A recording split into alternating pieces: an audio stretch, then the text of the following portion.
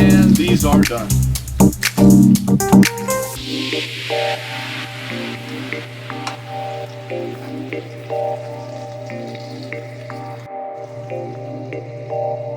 These will sit for about 5 minutes before slicing them.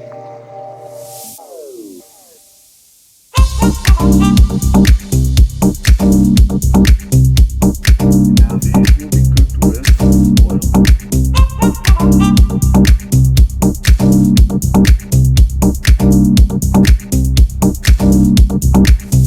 I just love this copper pan. Alright, medium heat. Oil's ready. Here we go. You should hear a crackling, sizzling sound.